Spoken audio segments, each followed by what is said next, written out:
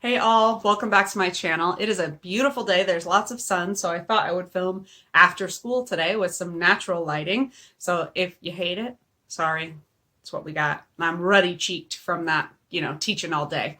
I am coming to you today with my February wrap-up video. I know it's kind of late. Your girl is busy.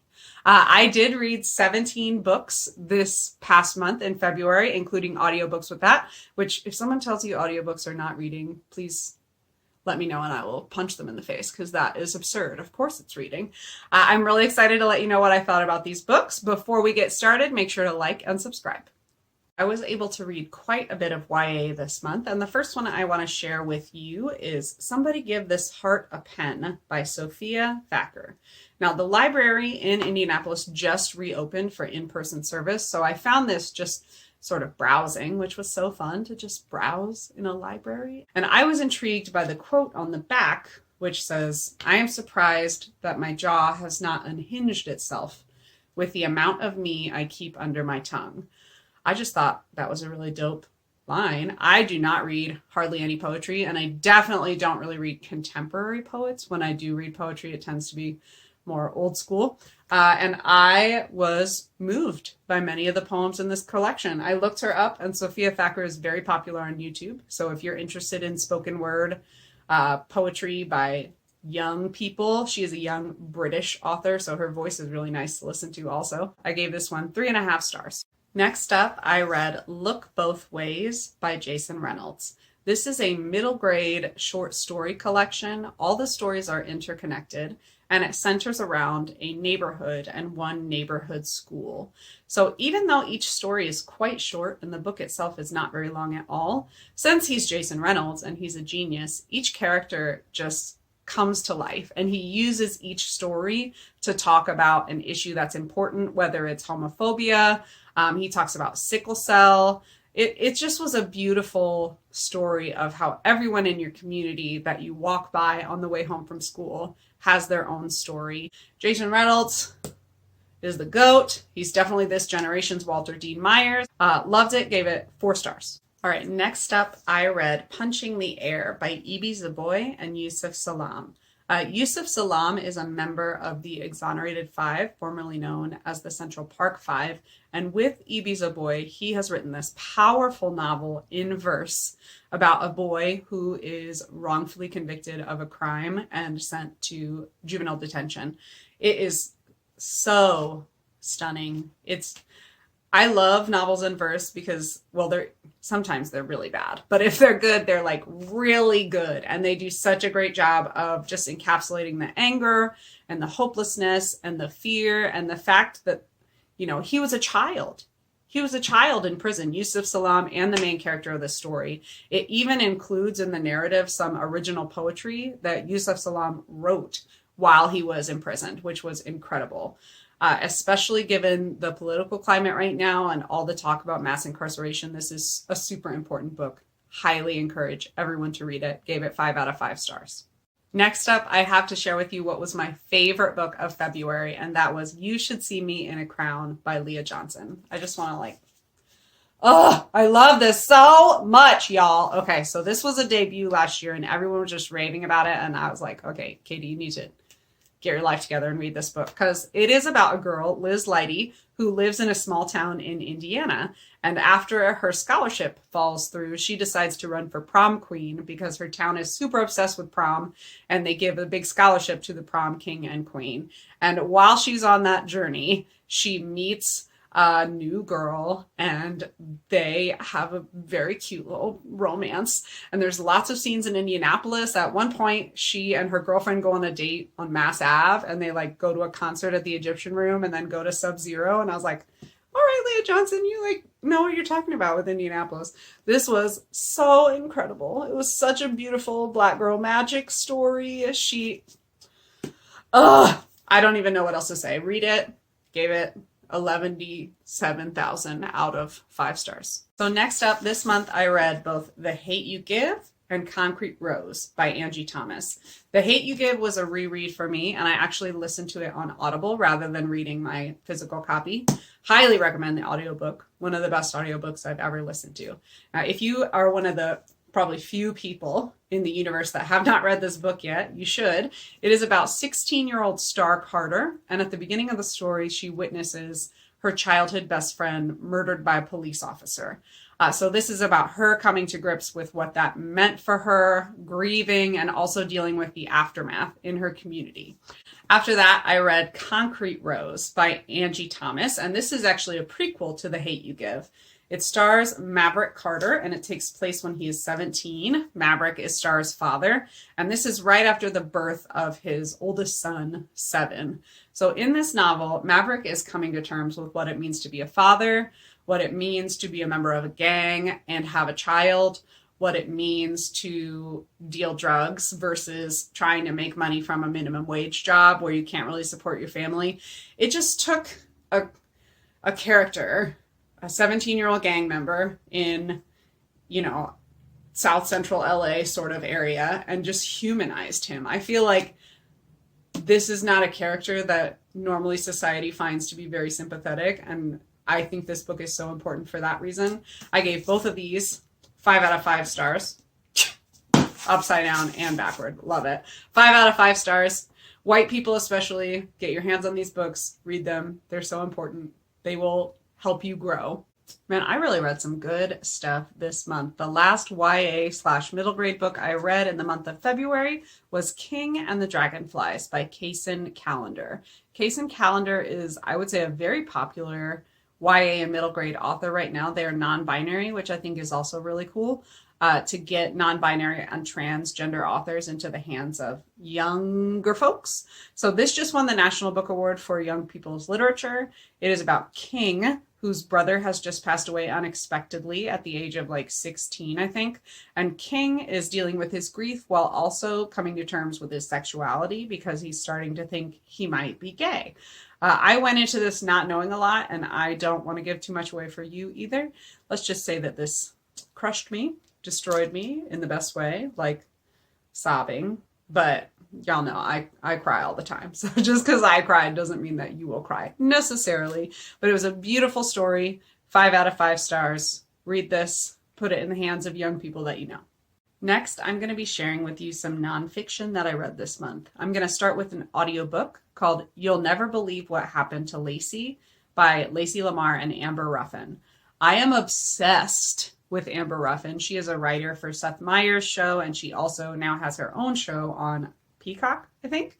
Anyway, she's hilarious. She's got really insightful things to say. I love her. So when I saw her name on the cover of a book and I saw that she narrated the audiobook, I was like, yoink, mine please. This is about Lacey Lamar, Amber's older sister, who still lives in Omaha, Nebraska, where they grew up. And this is about just the everyday racist encounters that Lacey has. Dr. Ibram Kendi doesn't believe in using the term microaggressions. He says they're just everyday instances of racism because no instance of racism is small or micro.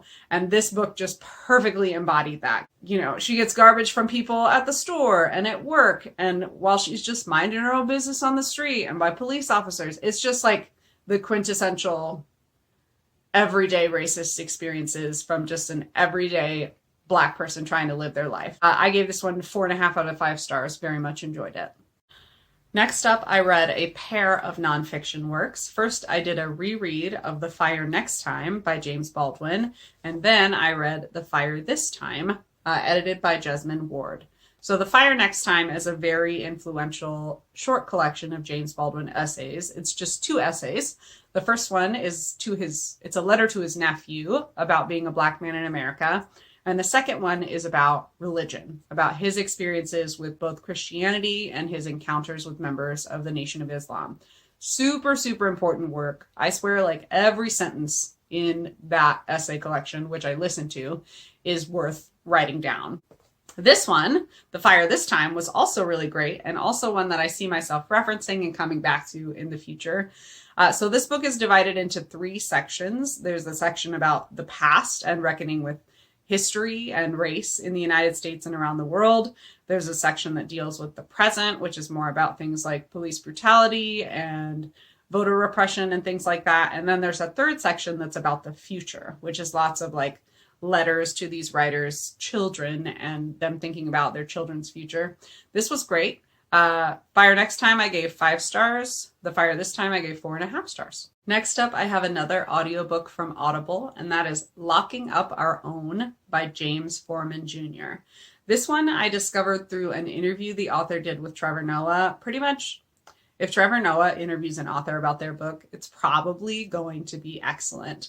And this book is about the Black community's relationship with mass incarceration and the many ways that the history of the Black community and the history of mass incarceration have sort of grown together. So James Foreman Jr. is from Washington, D.C., and that's where he lives. And he talks a lot about the history of the war on drugs in Washington, D.C., and the Black community's relationship with the war on drugs, and also things like stop and frisk and mandatory minimums and longer sentences for drug and gun offenses, and also gun control. It's a really interesting history, because in some cases, the Black community sort of unwittingly contributed to what has become mass incarceration today because of totally legitimate reasons. Very, very interesting book. It's a good companion to books like The New Jim Crow or Ghetto Side, if you've read those. Highly, highly recommend. Gave it 5 stars. All right, next up, I do have some adult fiction books to talk about, starting with the one book that I read in February by a white author, which was only because I forgot that a book club that I'm in, Coffee with Books, Coffee with Books, was reading it, and I hadn't read it yet. So I was like, oops, gotta read this one book by a white guy. And that was Anxious People by Frederick Backman. I am a huge Frederick Backman fan. Beartown and A Man Called Uva are both on my all-time favorite books list. And this one was very different from those. So this is a sort of locked room mystery that takes place at a real estate showing. And it's filled with his quintessential sort of wry, sarcastic wit.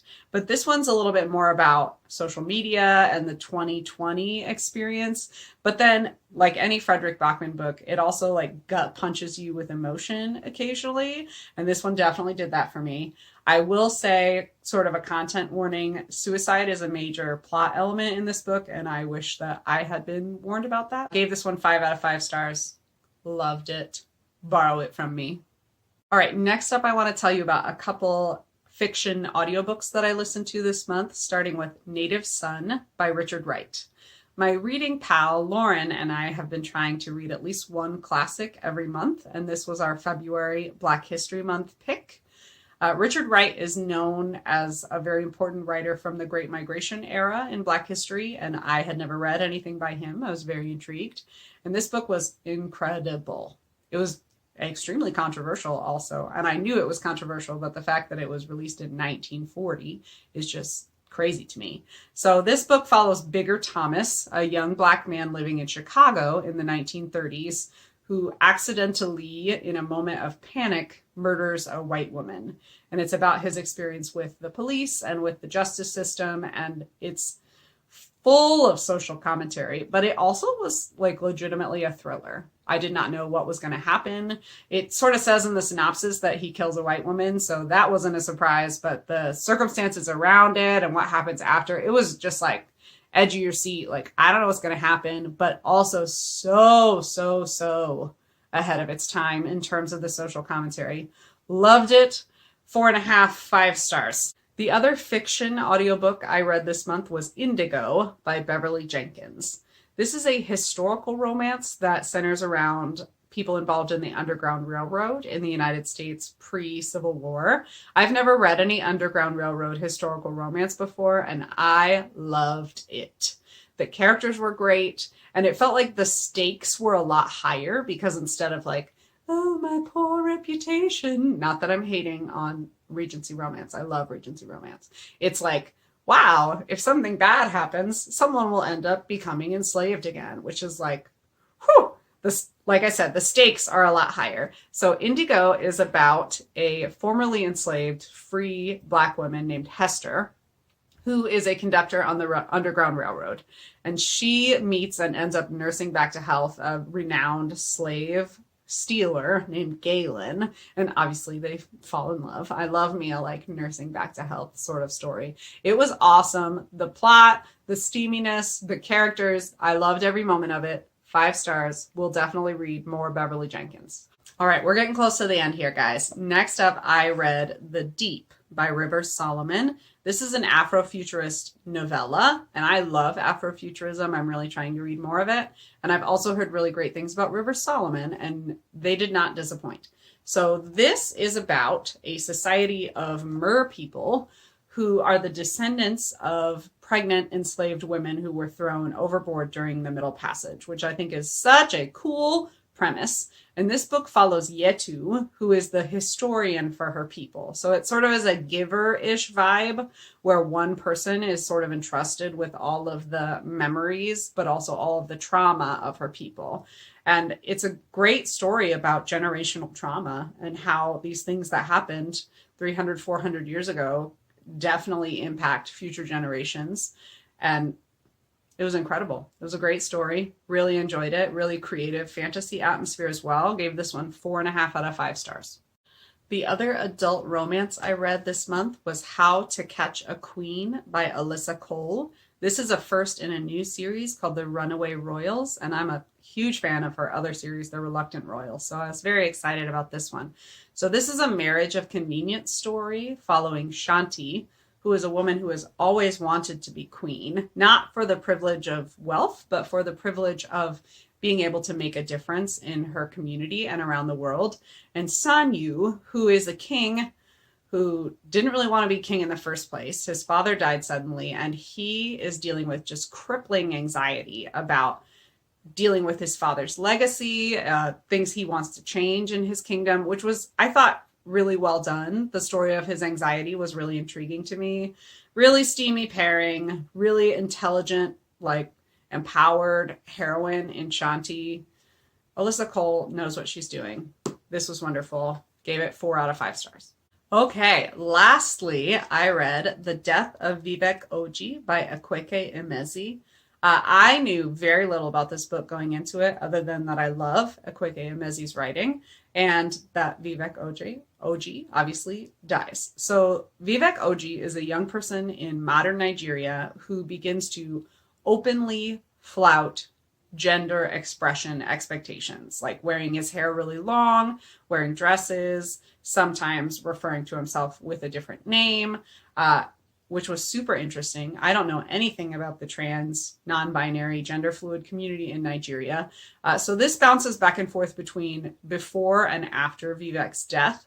And Emezi does such a wonderful job of just slowly teasing out Vivek and their journey. I'm not sure of Vivek's pronouns, to be honest. They're sort of vague about it in the book.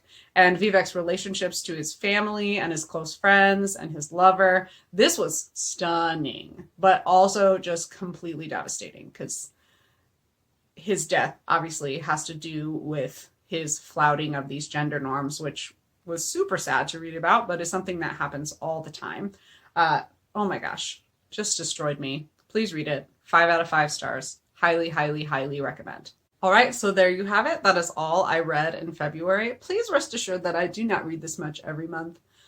There was a week of snow days in here in the month of February, and I was really motivated by the TBR that I did, but I don't read this much every month. It's very variable, anywhere from like 8 to 20 books a month. You know, don't hold me to this standard for every month. That's not going to happen. Let me know in the comments down below if you want to know any more about these books, if you have read any of them, or if you have any recommendations to share after watching that wrap up. And for now, that's all she read.